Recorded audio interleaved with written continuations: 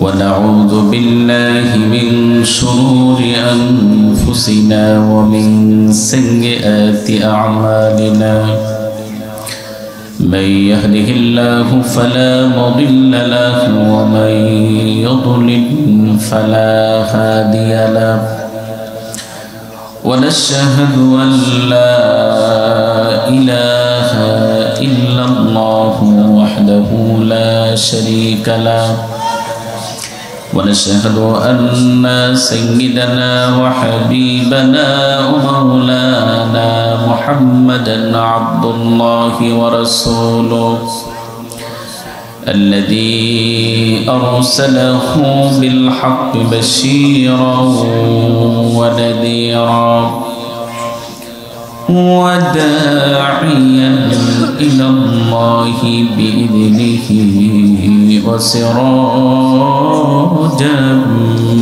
منيرا فقد قال الله تعالى في كلامه المجيد والفرقان الحميد فأعوذ بالله من الشيطان الرجيم بسم الله الرحمن الرحيم يا أيها الذين آمنوا هل أدلكم على تجارة تنجيكم من عذاب أليم تؤمنون بالله ورسوله وتجاهدون في سبيل الله بأموالكم وأنفسكم ذلكم خير لكم إن كنتم تعلمون إن الله وملائكته يصلون على النبي يا أيها الذين آمنوا صلوا عليه وسلموا تسليما اللهم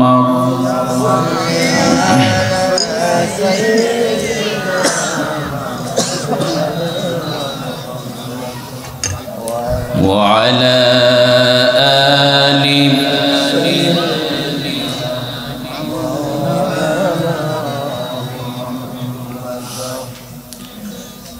আমাকে শহীদ করে সেই মিছিলে শামিল করে নিও যে মিছিলের নেতা আমির হামজা খোবায়ে বেখাপা আল্লাহর ছিল যারা অতি প্রিয় শামিল করে নিও আমাকে শহীদ করে সেই মিছিলে শামিল করে নিও যে মিছিলের নেতা কাদের মোল্লা আল্লামা সাইদি আল্লাহর ছিল যারা অতি প্রিয় শামিল করে নিও। সবাই পড়েন, আমাকে শহীদ করে সেই মিছিলে শামিল করে নিও। সৈয়দ কুতুব হাসানুল বান্না সেই মিছিলে হলো গণ্য। কামরুজ্জামান মাওলানা নিজামী সেই মিছিলের সাথী অনন্য। মরণ তো একদিন আসবেই জানি, মিনতি তোমার কাছে চির সুখের সেই মরণ আমায় দিও। শহীদ করে নিও, আমাকে শহীদ করে সেই মিছিলে শামিল করে নিও। যেই মিছিলের নেতা আমির হামজা খোবায়েবে খাবা, আল্লাহর ছিল যারা অতি প্রিয়, শহীদ করে নিও। আমাকে শহীদ করে সেই মিছিলে শামিল করে নিও। যে মিছিলের নেতা কাদের মোল্লা আল্লামা সাইদি, আল্লাহর ছিল যারা অতি প্রিয়, শহীদ করে নিও। আমাকে শহীদ করে সেই মিছিলে শামিল করে নিও। পড়েন আমিন, আরো একবার পড়েন আমিন। প্রিয় ভাইরা, প্রিয় ভাইরা, প্রিয় ভাইরা, সাবেক সরকারের 17 বছরের শাসনামলে আমরা দেখেছি কোরআনের মাহফিল করার জন্য প্রশাসনের অনুমতি লেগেছে। ঠিক কিনা? ঠিক কিনা? ঠিক কিনা? ঠিক কিনা? ঠিক কিনা? অনুমতি নেওয়ার পর অনেক জায়গায় মাহফিলকে বন্ধ করে দেওয়া হয়েছে। আমরা বিগত 17 বছরের শাসনামলে দেখেছি ক্ষমতার দাপট দেখিয়ে কোরআনের মুফাসসিরের মুখ থেকে মাইক্রোফোন ছিনিয়ে নেওয়া হয়েছে। শুধু তাই নয়, কোরআনের মুফাসসিরদেরকে অকথ্য ভাষায় গালিগালাজ করা হয়েছে, এমনকি তাদের গাড়ি ভাঙচুর করে কোরআনের মুফাসসিরদের উপর সশস্ত্র হামলার দৃশ্য আমরা দেখেছি।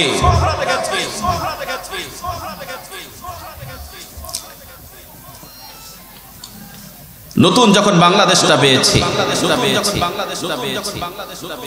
আমরা মনে করেছিলাম আর কোন নাস্তিক, কোন মুরতাদ, কোন কুলাঙ্গারের বাচ্চারা, কোন স্বৈরাচার, কোন জালিম কোরআনের মাহফিলে বাধা দিতে আসবে না। কি দুর্ভাগ্যজনক হলেও সত্য যে ইতিমধ্যে আমরা দেখেছি মুফতি আমির হামজা ভাইয়ের মাহফিলে বাধা দেওয়া হয়েছে, মাওলানা সাদিকুর রহমান আজহারি ভাইয়ের মাহফিলে বাধা দেওয়া হয়েছে, মাওলানা আজিজুল ইসলাম জিহাদি ভাইয়ের মাহফিলে বাধা দেওয়া হয়েছে। এর কারণটা কি? নিজের কাছে প্রশ্ন করেছি, উত্তরটা পেয়েছি এই যে দায়ের এপিট ওপিট সমান। ঠিক কিনা? কথা বলেন ঠিক কিনা? সংগ্রামী তৌহিদি জনতা, অমানিসান অস্ত্র ঝড়ের ঘোর অন্ধকার ভেদ করে চরম দুর্যোগপূর্ণ আবহাওয়ার কালো মেঘ ভেদ করে এদেশের পূর্বাকাশে একদিন একটা রঙিন সূর্য উঠবে। সেই সূর্য কমিউনিজমের সূর্য নয়, সেই সূর্য সমাজতন্ত্রের সূর্য নয়, সেই সূর্য ধর্মনিরপেক্ষতার সূর্য নয়, সেই সূর্য ইসলামের সূর্য, সেই সূর্য ইসলামী আন্দোলনের সূর্য, সেই সূর্য আল্লাহর কোরআনের সূর্য। প্রিয় ভাইরা, সাবেক স্বৈরাচার ফ্যাসিস্ট সরকার সে মনে করেছিল কোরআনের পাখি শহীদ আল্লামা সাইদি সাহেবকে ফাঁসি দিলেই এই বাংলার জমিন থেকে কোরআনের মাহফিলকে চিরতরে নিষিদ্ধ করা যাবে। তারা মাস্টার প্ল্যান করেছিল, কিন্তু এই মাস্টার প্ল্যান তারা করে নাই। আমাদের পার্শ্ববর্তী দেশ ভারতের দাদা বাবুরা মাস্টার প্ল্যান করে দিয়েছিল। সেই প্ল্যান অনুযায়ী কোরআনের পাখি আল্লামা সাইদিকে বিষ প্রয়োগ করে হত্যা করা হয়েছে। কিন্তু তারা জানে না যে এভাবেই করে বাংলার জমিন থেকে কোরআনের মাহফিলকে বন্ধ করা যাবে না। আমরা তাদের উদ্দেশ্য করে বলছি এবং বর্তমান সময়ে যারা কোরআনের মাহফিলে বাধা দিতে আসার দুঃসাহস দেখাচ্ছে তাদের উদ্দেশ্য করে বলছি, কোরআনের পাখি আল্লামা সাইদিকে শহীদ করা হয়েছে। কোরআনের পাখি আল্লামা সাইদের রক্তের বিনিময়ে, কোরআনের পাখি আল্লামা সাইদের জীবনের বিনিময়ে বাংলার জমিনে হাজার হাজার কোরআনের মুফাসসির তৈরি হয়ে গিয়েছে। সুতরাং এভাবেই করে বাংলার জমিন থেকে কোরআনের মাহফিলকে বন্ধ করে দেওয়া যাবে না। প্রিয় ভাইরা, চলুন আমরা নির্ধারিত সাবজেক্টের উপর তাফসীর শুনি। আল্লাহ তাআলা আমাদেরকে কবুল করুন, পড়েন আমিন। প্রিয় ভাইরা, আজকের যে বিষয়টি আমি নির্ধারণ করেছি, এই বিষয়টিকে আপনাদের মনে আছে? একজনও বলতে পারবেন না? আপনারা তখন আওয়াজই করেন না, ঠিক বলেন, তা মনে হয় যে ভিতর থেকে বের হয় না। কি আপনাদেরকে ভয় লাগে? ভয় লাগারই তো কথা। আপনারা তো একবার দাদা বাবুদের কোলে বসে আছেন, কি সেজন্য ভয় পাচ্ছেন আপনারা? না, তাও আওয়াজ আসে না। ঘুমিয়ে পড়ছেন কেন? একটু ঠিকঠাক আওয়াজ দিবেন আপনারা। আওয়াজ হয় না। প্রিয় ভাইরা, আজকের আমার নির্ধারিত আলোচনার বিষয় হচ্ছে আল্লাহর রাস্তায় জিহাদ এবং শহীদি মরণ। আসুন আমরা আলোচনা শুরু করি। জিহাদ শব্দটি হচ্ছে this is an Arabic word, এটি হচ্ছে আরবি শব্দ, যার লেক্সিক্যাল মিনিং হচ্ছে, শাব্দিক অর্থ হচ্ছে কঠোর পরিশ্রম করা, সর্বাত্মক প্রচেষ্টা করা, চূড়ান্ত সাধনা করা।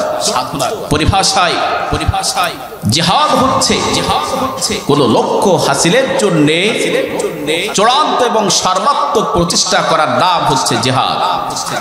প্রিয় ভাইরা, জিহাদের রাস্তা দু ধরনের। কয় ধরনের? ভাই একটা আওয়াজ দেন মেহেরবানি করে। জিহাদের রাস্তা দু ধরনের। নাম্বার 1 আল জিহাদ ফি সাবিলিল্লাহ, নাম্বার 2 আল জিহাদ ফি সাবিলিত তাগুত। আল জিহাদ ফি সাবিলিল্লাহ কারে বলে? ভালো করে লক্ষ্য করুন। আল্লাহর জমিনে আল্লাহর দ্বীনকে প্রতিষ্ঠার জন্য জান মাল দিয়ে, জ্ঞান বুদ্ধি দিয়ে, প্রভাব প্রতিপত্তি দিয়ে, যোগ্যতা দিয়ে বাতিলকে মোকাবেলা করার মাধ্যমে চূড়ান্ত সংগ্রাম করা, চূড়ান্ত সাধনা করার নাম হচ্ছে আল জিহাদ ফি সাবিলিল্লাহ। আর আল জিহাদ ফি সাবিলিত তাগুতটা কি? আল জিহাদ ফি সাবিলিত তাগুতটা হচ্ছে তাগুতের রাস্তায় জিহাদ করা। তাগুতের রাস্তাটা কি? কোন কুফরি মতবাদকে প্রতিষ্ঠার জন্য, ভালো করে লক্ষ্য করবেন, কোন কুফরি মতবাদকে প্রতিষ্ঠার জন্য চূড়ান্ত সংগ্রাম করার নাম হচ্ছে আল জিহাদ ফি সাবিলিত তাগুত। কুফরি মতবাদটা কি? এই পৃথিবীতে মানুষের তৈরিকৃত যত মতবাদ আছে, সমস্ত মতবাদ, সমস্ত আদর্শ সবগুলি কি কুফরি মতবাদ। কথা বুঝতেছেন? প্রিয় ভাইরা, আমাদের এই দেশে কেউ জিহাদ করে, আন্দোলন করে, সংগ্রাম করে ধর্ম নিরপেক্ষতা মতবাদ প্রতিষ্ঠার জন্য, কেউ জাতীয়তাবাদ প্রতিষ্ঠার জন্য আন্দোলন করে, জিহাদ করে, আবার কেউ ধর্ম নিরপেক্ষতা মতবাদ প্রতিষ্ঠা, কমিউনিজম প্রতিষ্ঠার জন্য জিহাদ করে।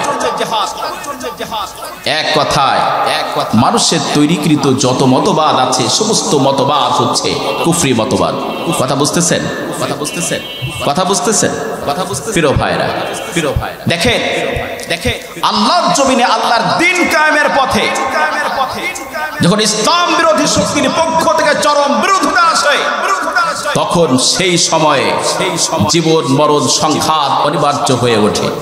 তখন আল জিহাদ ফি সাবিলিল্লাহ উত্তীর্ণ হয় আল কিতাল ফি সাবিলিল্লাহর স্তরে।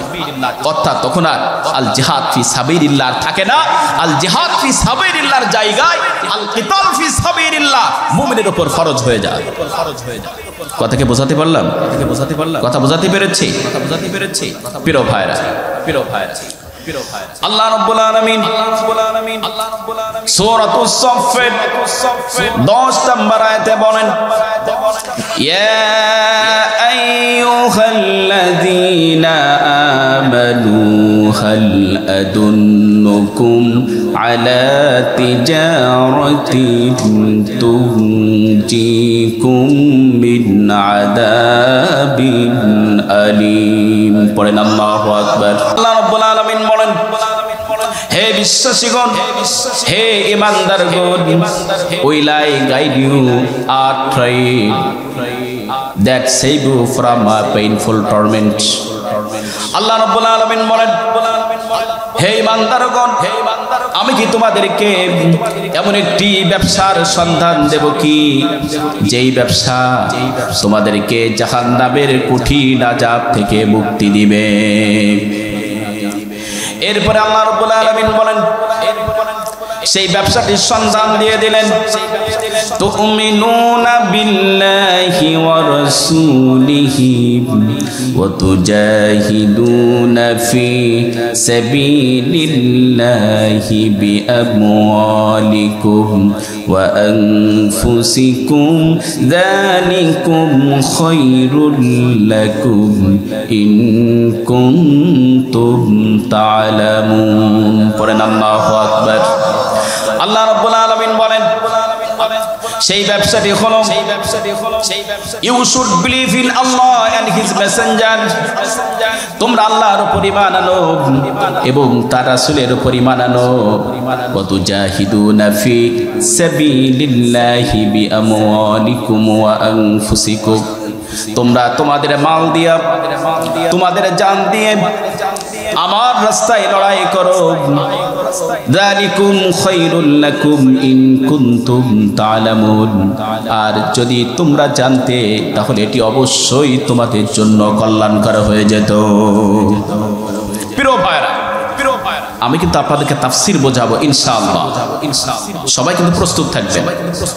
এই যে আল্লাহ পাক বলেন, ইয়া আইয়ুহাল্লাযীনা আমানু, হে ঈমানদারগণ, বললেন না? হে ঈমানদারগণ, তুমিনুনা বিল্লাহি ওয়া রাসূলিহি, তোমরা আল্লাহ এবং তার রাসূলের উপর ঈমান আনো। তার মানে কি? ঈমানদারদেরকে আল্লাহ পাক ডেকে বলছেন, তোমরা আল্লাহ এবং তার রাসূলের উপর ঈমান আনো। আচ্ছা আপনারাই বলেন, আল্লাহ এবং তার রাসূলের উপর ঈমান না আনলে ঈমানদার হওয়া যায়? মুমিন হওয়া যায়? মুসলমান হওয়া যায়? তাহলে আল্লাহ পাক ঈমানদারদেরকে ডেকে বলছেন, হে ঈমানদারগণ, তোমরা আল্লাহ এবং তার রাসূলের উপর ঈমান আনো তার মানে কি? একটা এক্সাম্পল শুনুন। একজন ছাত্র প্রিন্সিপাল সাহেবের কাছে একটি অ্যাপ্লিকেশন নিয়ে গেছে।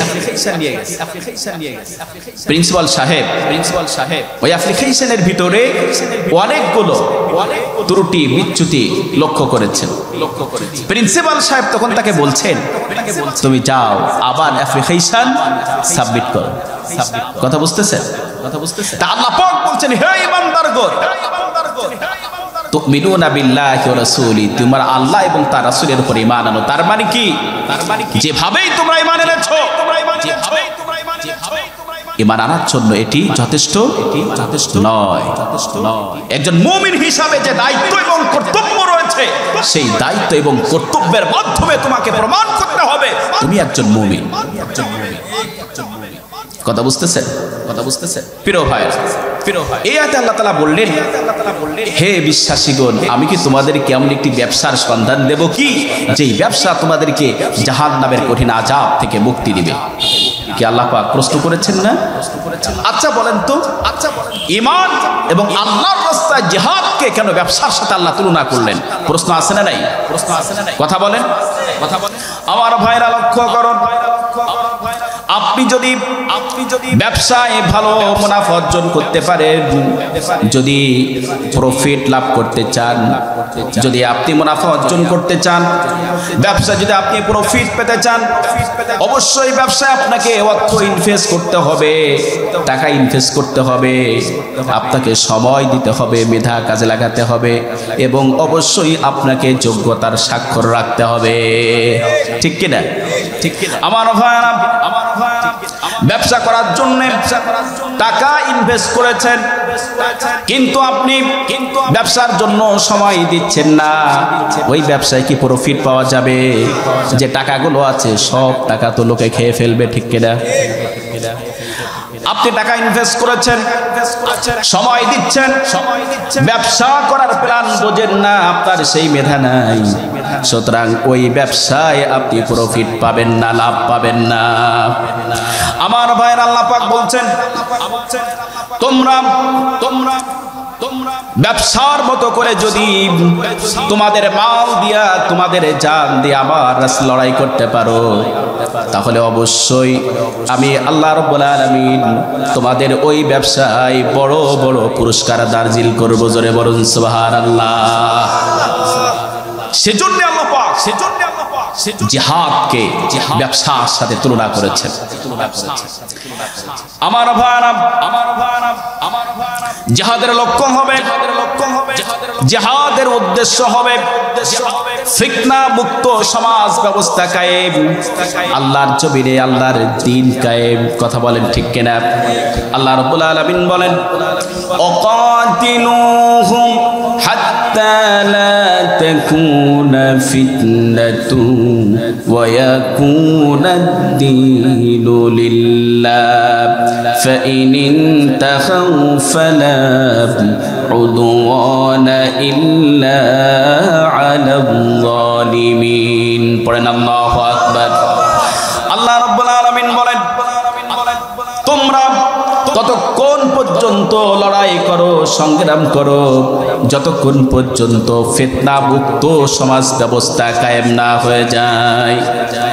আর ততক্ষণ পর্যন্ত তোমরা সংগ্রাম করো, লড়াই করো, যতদিন পর্যন্ত আল্লাহর জন্য এই দিনটা নির্দিষ্ট না হয়ে যায়, যতদিন পর্যন্ত সমাজে কোরআনিক শাসন ব্যবস্থা কায়েম না হয়। জোরে বলুন ঠিক কিনা? আমার ভাইরা, কত মজার কথা, একটু লক্ষ্য করেন। এরপর আল্লাহ পাক বলছেন, ফাইন ইনতাহাউ ফালা উদওয়ানা ইল্লা আলা যালিমিন। আল্লাহ পাক বলছেন, সো ইফ দে রেজিস্ট, এরপর যদি তারা বিরত হয়ে যায়, তার মানে কি? এই পৃথিবীতে যারা জালিম আছে, যারা স্বৈরাচার আছে, যারা নাস্তিক মুরতাদ আছে, ইসলাম বিদ্বেষী আছে, এরা যদি ফিতনা মুক্ত সমাজ ব্যবস্থা কায়েম হওয়ার পক্ষে কাজ করে, তারা যদি আর বিরোধিতা না করে, তারা যদি বিরত হয়ে যায়, ফালা উদওয়ানা ইল্লা আলা যালিমিন, তাহলে যারা জালিম, যারা স্বৈরাচার, তারা ব্যতীত অন্যদের ক্ষেত্রে ইন্টারফেয়ার করা যাবে না, হস্তক্ষেপ করা যাবে না, অর্থাৎ সাধারণ ক্ষমা ঘোষণা করতেই হবে। আমিরে জামাত, যিনি মানবতার ফেরিওয়ালা, জাতীয় ঐক্যের প্রতীক, সরকার পতনের পর তিনি মানুষকে, দেশবাসীকে সাধারণ ক্ষমা ঘোষণা করেছিলেন না? কথা বলেন, করেছিলেন না? প্রিয় ভাইরা, তবে ক্ষমা সকলের জন্য নয়, ক্ষমা সকলের জন্য নয়। ইল্লা, এখানে আল্লাহ পাক বলেছেন ফাইন তাহাউ ফালা উদওয়ানা ইল্লা আলা যালিমিন, যারা জালিম তারা ব্যতীত। তার মানে কি? যাদের অপরাধের তালিকা অনেক লম্বা, যাদের অপরাধের তালিকা অনেক লম্বা, তাদেরকে ক্ষমা করা যাবে, ক্ষমা করা যাবে না। বদর যুদ্ধে যারা নিহত হয়েছিল, নবী করিম সাল্লাল্লাহু আলাইহি ওয়াসাল্লাম তাদের মধ্যে উকবা ইবনে আবু মুঈত এবং নজর ইবনে হারিসকে নবী করিম সাল্লাল্লাহু আলাইহি ওয়াসাল্লাম পাথর মেরে হত্যা করার নির্দেশ দিয়েছিলেন। এবং মক্কা বিজয়ের পর 17 জনকে বিশ্বনবী সাধারণ ক্ষমা ঘোষণা করেন নাই, বাকিদেরকে সাধারণ ক্ষমা ঘোষণা করলেন। এই 17 জনের মধ্যে আবার 4 জনকে নবীজি মৃত্যুদণ্ড দিয়েছিলেন। কয়জনকে? 4 জনকে। এই জন্য আল্লাহ পাক বলছেন ফাইন তাহাউ ফালা উদওয়ানা ইল্লা আলা যালিমিন, যারা জালিম তাদেরকে ক্ষমা করা যাবে, ক্ষমা করা যাবে না। সুতরাং যারা আমার দেশের অর্থনৈতিক মেরুদণ্ডকে ভেঙে দিয়েছে, আমার দেশের ব্যাংকগুলো লুটপাট করেছে, হাজার হাজার কোটি টাকা আত্মসাৎ করে বিদেশে পাচার করেছে, যারা শহীদ কাফেলা নেতৃবৃন্দকে ফাঁসি দিয়ে হত্যা করেছে, কোরআনের পক্ষে আল্লামা সাঈদীকে হত্যা করেছে, যারা আমার দেশের মেধাবী সেনা অফিসারদেরকে হত্যা করেছে, যারা শাপলা চত্বর, ঢাকার রাজপথ আলেমদের রক্তে রঙিন করেছে, যারা বৈষম্য বিরোধী ছাত্র আন্দোলনের 3000-এরও বেশি মেধাবী শিক্ষার্থীদেরকে নৃশংসভাবে নির্বিচারে গুলি করে হত্যা করেছে, অবশ্যই বাংলার মাটিতে তাদের বিচার হবেই হবে। কেউ বাধাগ্রস্ত করতে পারবে না।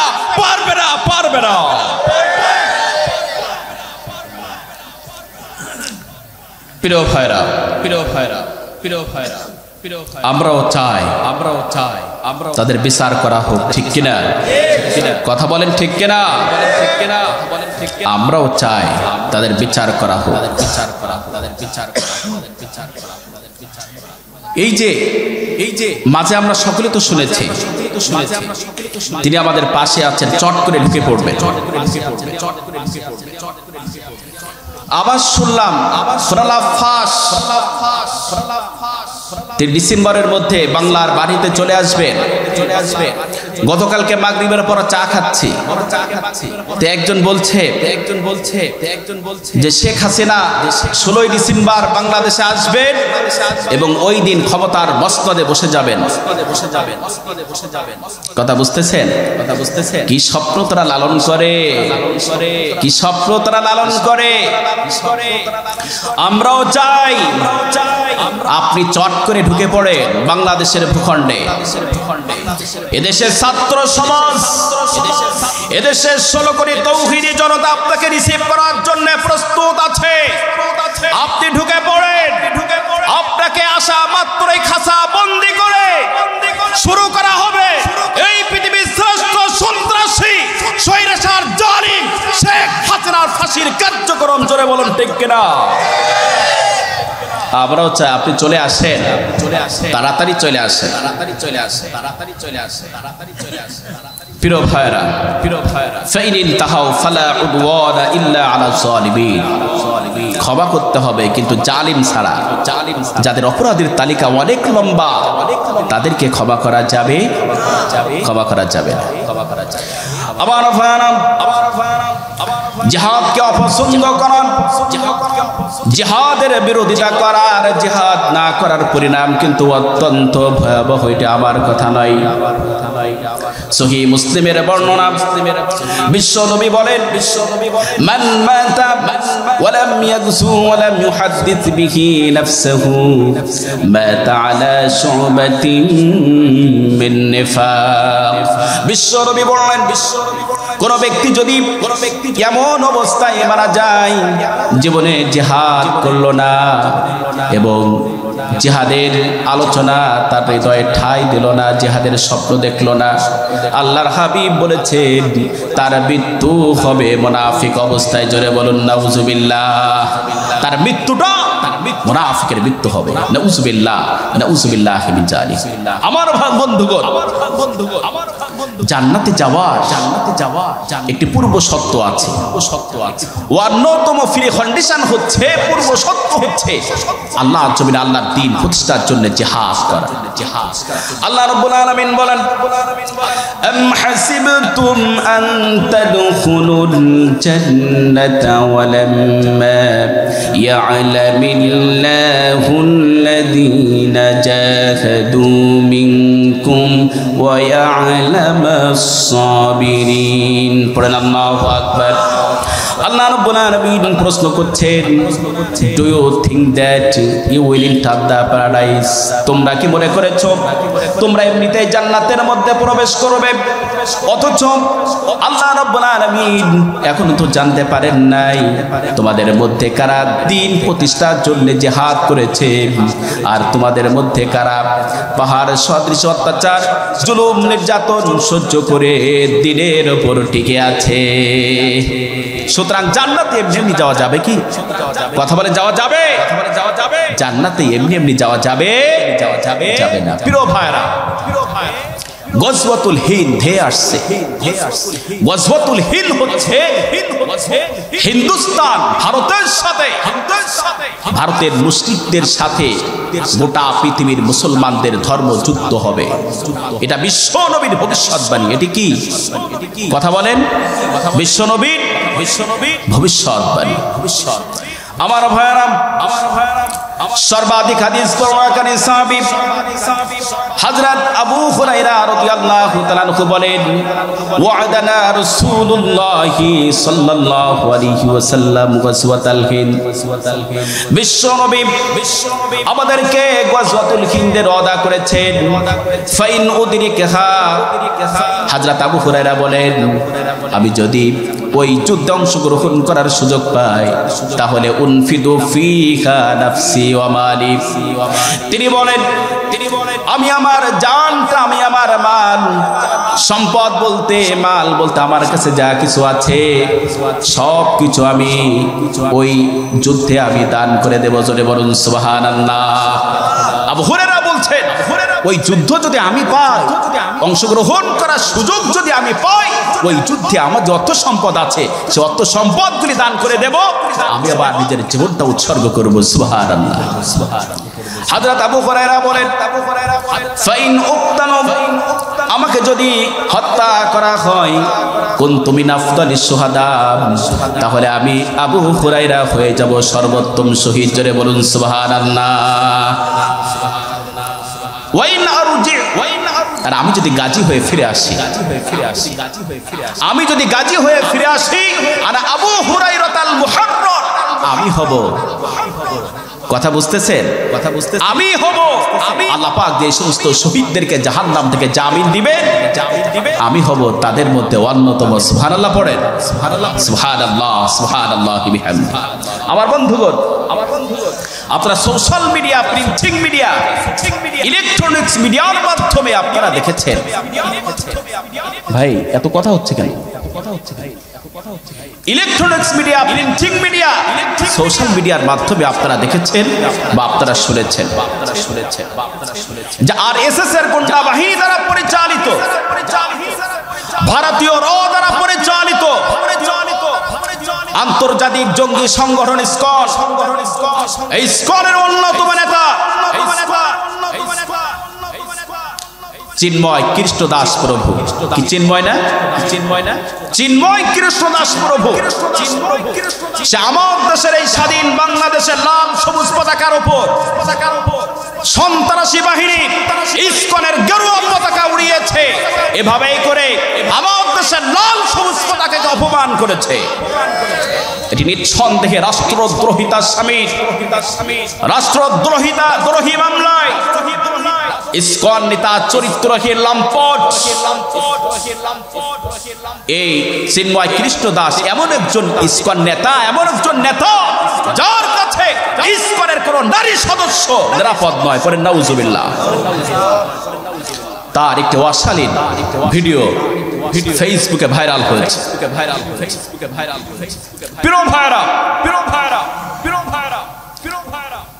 ইসকনের সন্ত্রাসী বাহিনী তাকে গ্রেফতার করা হয়েছে। এর প্রতিবাদ জানিয়ে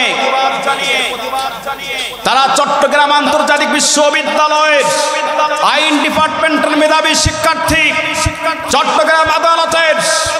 চট্টগ্রাম আদালতের মেধাবী অ্যাডভোকেট এপিপি সাইফুল ইসলাম আলিফ ভাইকে প্রকাশ্যে ধারালো অস্ত্র দিয়ে কুপিয়ে জবাই করে হত্যা করেছে।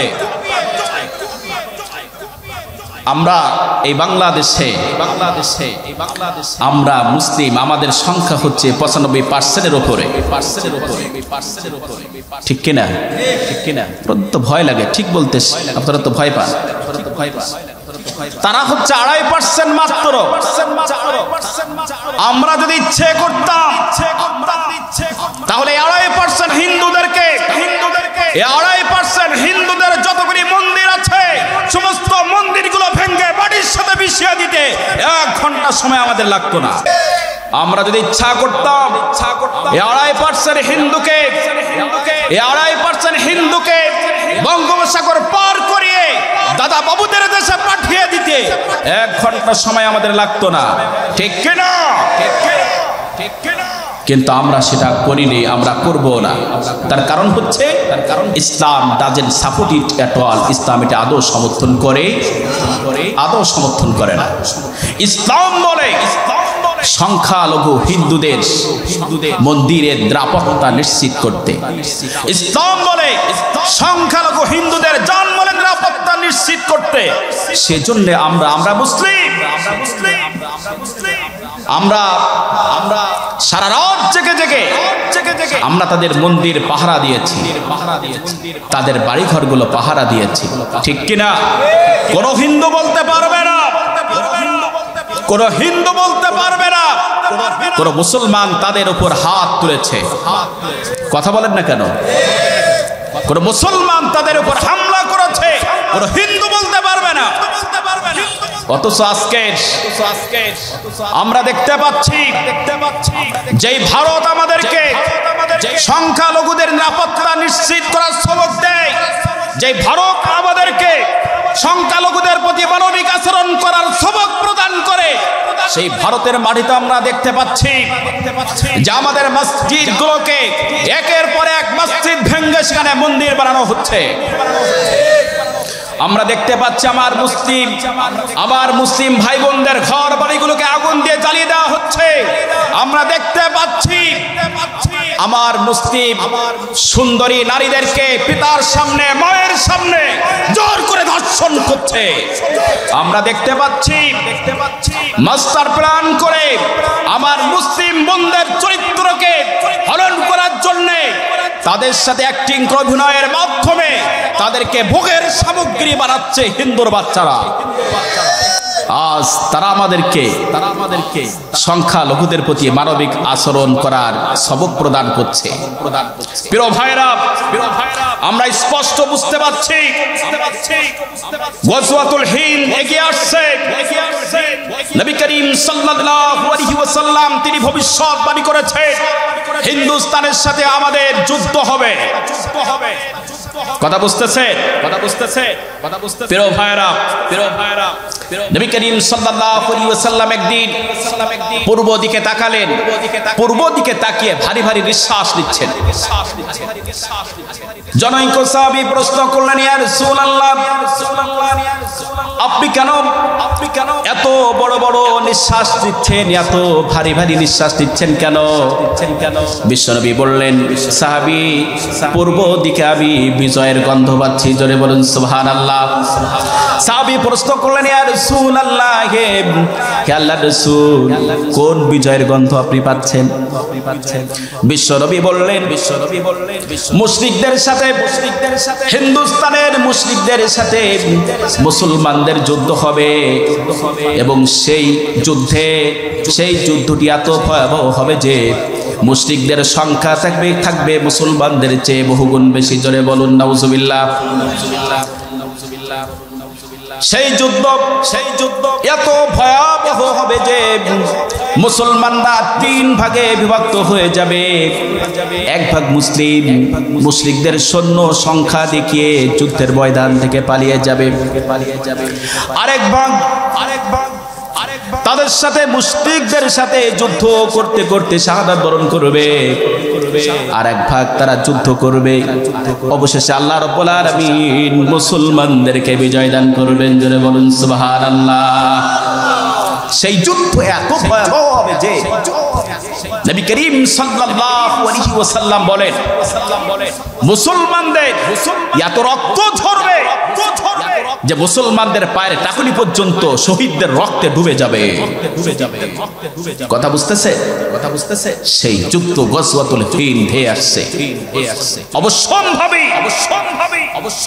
অবশ্যই ভারতের সাথে আমাদের যুদ্ধ হবে। ভারত যদি আমাদের সাথে যুদ্ধ করতে আসে, আমরাও প্রস্তুত আছি ভারতের মোকাবিলা করার জন্য। আমরা ভারতকে বলি, তোমাদের ম্যান পাওয়ার, তোমাদের সৈন্য সংখ্যা আমাদের তুলনায় বহুগুণ বেশি। তোমাদের অস্ত্র, তোমাদের যুদ্ধ সরঞ্জাম আছে আমাদের চেয়ে অনেক গুণ বেশি। তোমাদের শক্তিমত্তা অনেক গুণ বেশি। কিন্তু একটি অস্ত্র তোমাদের কাছে নাই, যেই অস্ত্রটি আমাদের কাছে আছে। সেই অস্ত্রের নাম কি? সেই অস্ত্রের নাম হচ্ছে ঈমানী অস্ত্র। এই ঈমানী অস্ত্রের মোকাবেলা করতে যদি ভারত আসে, তাহলে অবশ্যই ঈমানী অস্ত্রের সামনে ভারত পাখির মতো উড়ে যেতে বাধ্য হবে ইনশাআল্লাহ। আমরা মুসলিম, আমরা মৃত্যুকে পরোয়া করি না। মৃত্যু আমাদের কাছে তুচ্ছ। আমাদের ইতিহাস রক্ত দেওয়ার ইতিহাস, আমাদের ইতিহাস জীবন দেওয়ার ইতিহাস, আমাদের ইতিহাস মৃত্যুকে হাসি মুখে আলিঙ্গন করে নেওয়ার ইতিহাস। আমরা ভারতকে ভয় পাই না। সুতরাং আমার বন্ধুগণ, ভারত যদি আমাদের সাথে যুদ্ধ করতে আসে, সেই যুদ্ধে কারা কারা স্বতঃস্ফূর্তভাবে অংশগ্রহণ করে রক্ত দিতে, জীবন দিতে প্রস্তুত আছেন, দুহাত তুলে আমার আল্লাহকে দেখান।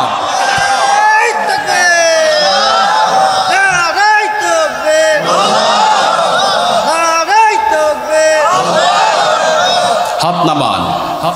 আমরাও প্রস্তুত আছি। আল্লাহ তাআলা আমাদের প্রস্তুত থাকার তৌফিক দেন। পড়েন আমিন। আর একবার পড়েন আমিন। প্রিয় ভাইরা, আজকের আলোচনা কি? আলোচনার বিষয় কি? আল্লাহর রাস্তায় জিহাদ এবং শহীদি মরণ। আমরা মরতেও প্রস্তুত, ঠিক কিনা কথা বলে?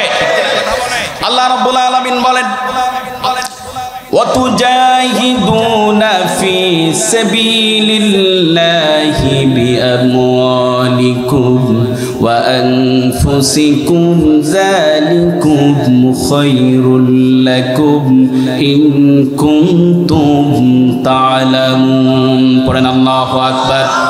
আল্লাহ রাব্বুল আলামিন বলেন, You should strive for the cause of Allah with your wealth and lives.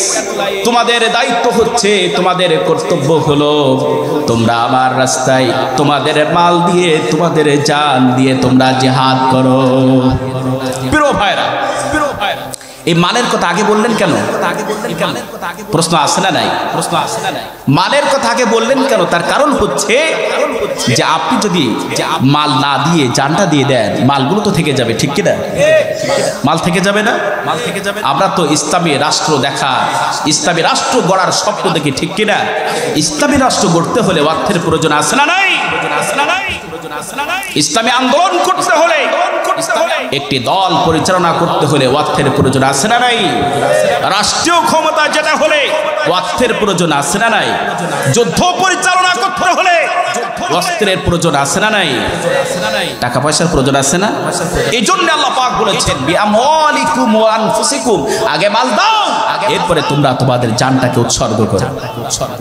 আমার ভাইরাম, আপনি যদি আল্লাহর রাস্তায় জীবনটা দিতে পারেন, আল্লাহ পাক আপনাকে শহীদি মর্যাদা দান করবেন। কিসের মর্যাদা? শহীদি মর্যাদা দান করবেন। প্রিয় ভাইরা, আল্লাহ রাব্বুল আলামিনের নিকট শহীদদের মর্যাদা, শহীদদের সম্মান সবচেয়ে বেশি। জোরে বলুন সুবহানাল্লাহ। শহীদি মৃত্যু এই পৃথিবীর সবচেয়ে শ্রেষ্ঠ মৃত্যু। সুবহানাল্লাহ বললেন না? শহীদি মৃত্যু এই পৃথিবীর সবচেয়ে শ্রেষ্ঠ মৃত্যু। শহীদরা মরেও অমর থাকে, শহীদরা মরেও অমর থাকে। কিয়ামত পর্যন্ত শহীদরা কবরে জীবন্ত অবস্থায় থাকবে। সুবহানাল্লাহ। আল্লাহ রাব্বুল আলামিন বলেন ওয়ালা তাকুলু লিমান ইউকতালু ফি সাবিলিল্লাহি আমওয়াত বাল আহইয়াউ ওয়ালাকিন লা তাশউরুন। পড়েন আল্লাহু আকবার। আল্লাহ রাব্বুল আলামিন বলেন হুয়ার খিল ইন দা ওয়ে অফ আল্লাহ, আল্লাহর রাস্তায় যারা নিহত হয় তাদেরকে তোমরা বলো না দে আর ডেড, তারা মরে গেছে। কে বলছেন এই কথা? কে বলছেন? আল্লাহ পাক বলছেন যারা আল্লাহর রাস্তায় নিহত হয় তাদেরকে তোমরা বলো না তারা মরে গিয়েছে। মালাহিয়া নেই, দে আর লাইফ, তারা জীবিত। ওয়ালাকিন লা তাশউরুন, বাট ইউ ডোন্ট রিয়ালাইজ ইট, কিন্তু তোমরা তা উপলব্ধি করতে পারো না। আবার বন্ধুগণ, শহীদরা কবরে বসে বসে জান্নাতি খাদ্য খাবার ভক্ষণ করে। আল্লাহ রাব্বুল আলামিন বলেন, আবার সাথে সবাই পড়ুন, ওয়ালা তাহসাবান্নাল্লাযীনা কুতিলু ফি সাবিলিল্লাহি আমওয়াতা বাল আহইয়াউন ইনদা রাব্বিহিম ইরযাকুন। পড়েন আল্লাহু আকবার। আল্লাহ রাব্বুল আলামিন এই আয়াতের শুরুতে লা তাহসাবান্না, তিনি নহি হাজার বারুন সাকিলা শব্দ ব্যবহার করেছেন, সাকিলা সিগা ব্যবহার করেছেন। আল্লাহ পাক বলছেন অবশ্যই তোমরা এই ধারণা করবে না যারা আল্লাহর রাস্তায় নিহত হয়েছে তারা মরে গিয়েছে। বাল আহইয়া, বরং তারা জীবিত। বাল আহইয়াউন ইনদা রাব্বিহিম ইরযাকুন, বরং তারা জীবিত। They have provision. আল্লাহ পাক তাদেরকে কিয়ামত পর্যন্ত কবরের মধ্যে জান্নাতি খাবার, জান্নাতি খাদ্য খাবার এবং শরবতের ব্যবস্থা করে দিবেন। সুবহানাল্লাহ বিহামদিহি। প্রিয় ভাইরা, আসুন আমরা বাস্তবে একটু মিলাই। যেমন দেখেন তো, অনেক ক্ষেত্রে আমরা ফেসবুকে দেখেছি, আমি একজন শহীদকে দেখেছি, আমি সেই ঘটনাটা আগে বলি। বয়স তার 26 বছর। কত বছর? 26 বছর। কোরআনের হাফিজ। অ্যাক্সিডেন্ট করে মারা গিয়েছে। 3 মাস পর তার লাশটি উত্তোলন করা হয়েছে কোন একটি ঘটনাক্রমে। ভাই এদিকে তাকান, চলে যাচ্ছেন কেন ভাই? ভাই চলে যেন না ভাই, শোনেন, চালাকি করে কেউ যাবেন না, এমন বদদোয়া দেব সারা জীবন কিন্তু বইতে হবে। প্রিয় ভাইরা, কত মাস পরে উত্তোলন করা হয়েছে কথা বলেন? 3 মাস পর উত্তোলন করা হয়েছে।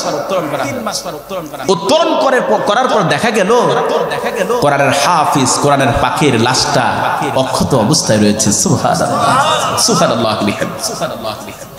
কাপড়টা ডিসকালার হয়েছে, কাপড়টা ডিসকালার। স্থানীয় লোকজন বলছে যখন মারা গিয়েছিল তখন তার মুখের দৃশ্য যা দেখেছি তার চেয়ে এখন দেখছি সে আরো বেশি হাসছে। সুবহানাল্লাহ, সুবহানাল্লাহ। এই যে লাশটা অক্ষত অবস্থায় আছে, এটা অক্ষত করে কে রাখলেন? কে রাখলেন?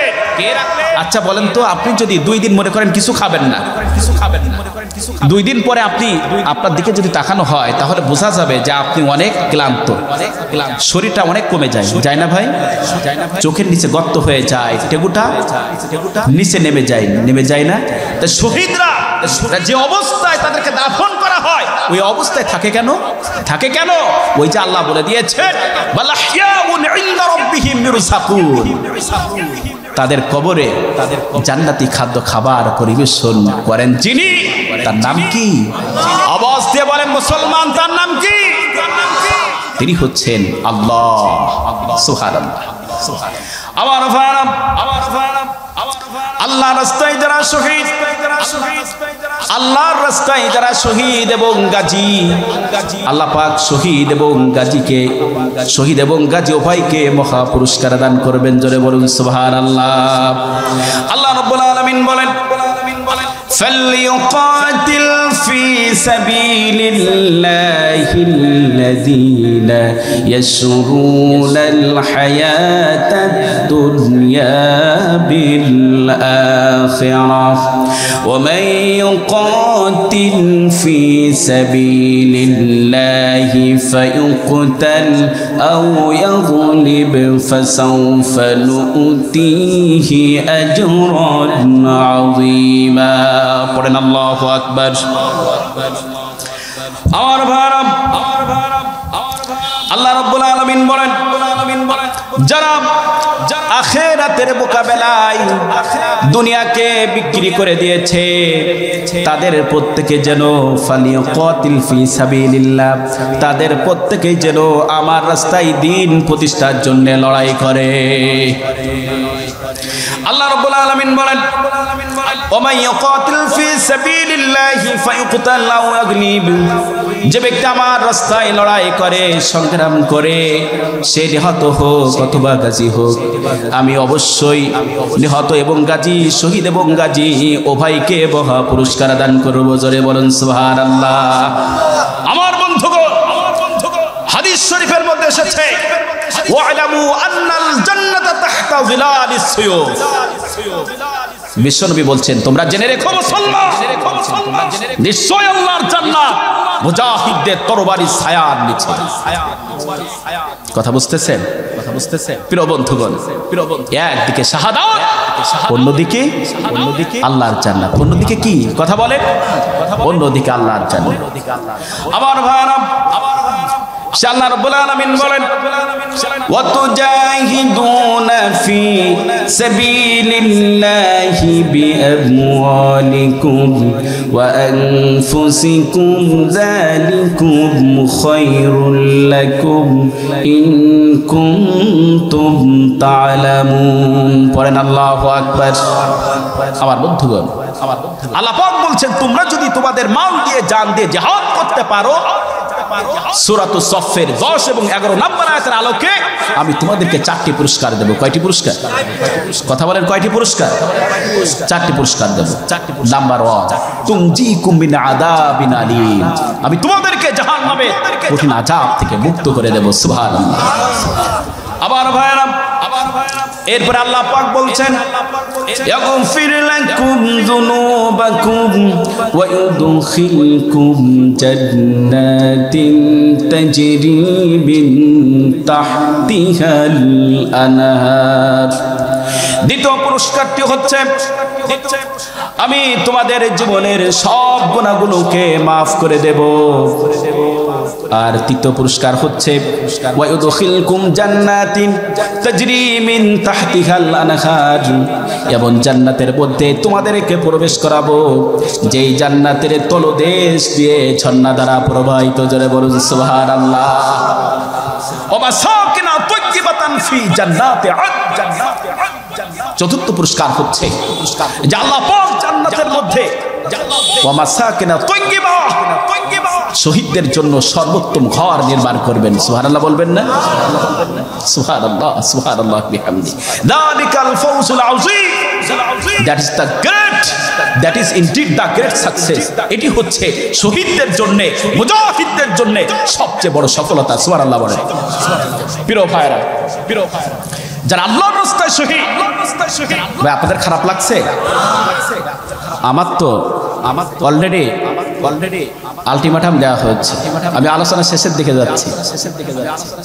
সর্বশেষটা একটু প্লিজ, শেষটা একটু শোনেন। সুনানে তিরমিজির 1663 নম্বর হাদিস। কি বললাম? সুনানে তিরমিজির 1663 নম্বর হাদিস।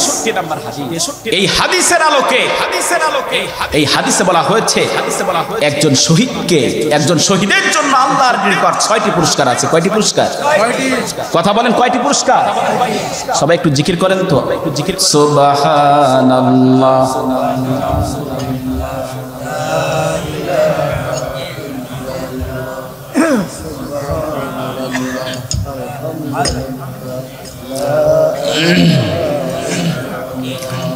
বিশ্বনবী বলেন, লিশহীদি ইনদাল্লাহি সিত্তু খিসাল, শহীদের জন্য আল্লাহর নিকট 6টি বড় বড় পুরস্কার আছে। কয়টি পুরস্কার?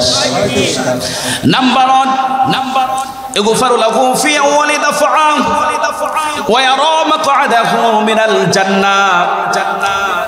কোন মুজাহিদ যখন শাহাদাত বরণ করবে, শহীদ হওয়ার সাথে সাথেই আল্লাহ রাব্বুল আলামিন তার জীবনের সমস্ত গুনাহগুলোকে মাফ করে দিবেন এবং তাকে শাহাদাতের আগে আল্লাহ রাব্বুল আলামিন তার ঠিকানা তো হবে জান্নাত। শাহাদাতের আগে শহীদদেরকে আল্লাহ রাব্বুল আলামিন জান্নাতের ভিডিও ফুটেজ দেখাবেন। জোরে বলুন সুবহানাল্লাহ। দ্বিতীয় নাম্বার পুরস্কার হলো ওয়ায়ুজারু মিন আযাবিল কবর, যারা দ্বীন প্রতিষ্ঠার জন্য শহীদ হয়েছে আল্লাহ পাক কিয়ামত পর্যন্ত তাদের কবরের আযাবকে maaf করে দিবেন। জোরে বলুন সুবহানাল্লাহ। এরপর পুরস্কার হলো ওয়ায়ামানু মিনাল ফাসাইল আকবার, হাসরের মাঠে কিয়ামতের ময়দানে মানুষ যখন পেরেশান হয়ে পড়বে, তখন আল্লাহ রাব্বুল আলামিন যারা আল্লাহর রাস্তায় শহীদ, আল্লাহ পাক সমস্ত শহীদদেরকে সমস্ত পেরেশানি বিভীষিকা থেকে মুক্ত করবেন। জোরে বলুন সুবহানাল্লাহ। পরবর্তী পুরস্কার হলো ওয়ায়ুদাউ আলা রাসিহি তাজুল ওয়াকার আলিয়াকুতাতু মিনহুমা খায়রুম মিনাদ দুনিয়া ওয়া মা ফিহা। হাসরের ময়দানে শহীদদের মাথায় এমন সম্মাননা মুকুট পরানো হবে যার এক একটি হীরা এবং মুক্তা এই দুনিয়া এবং দুনিয়ার মধ্যে যা কিছু আছে সব কিছু থেকে দামি হবে। জোরে বলুন সুবহানাল্লাহ, সুবহানাল্লাহ, সুবহানাল্লাহ বিহামদি। লক্ষ্য করেছেন আপনারা? শহীদদেরকে কিয়ামতের মাঠে এমন সম্মাননা মুকুট পরানো হবে যার এক একটি হীরা এবং মুক্তা এই পৃথিবী এবং এই পৃথিবীর সবকিছুর চেয়ে দামি হবে। সুবহানাল্লাহ।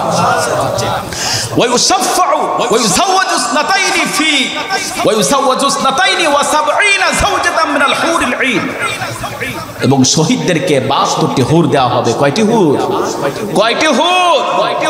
স্ত্রী হিসাবে 72টি হুর দেওয়া হবে।